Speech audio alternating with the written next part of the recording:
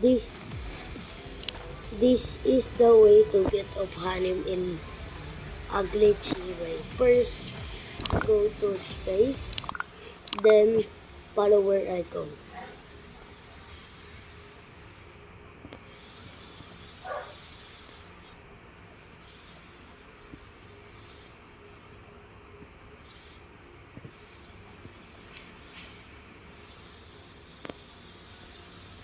Then after you are in here above the white planet, use Cosmic Destroyer. Then after you equip Cosmic Destroyer, search Black Hole, but don't equip it.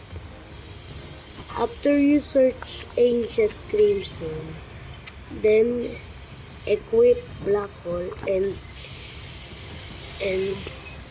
Ancient Crimson, just like this.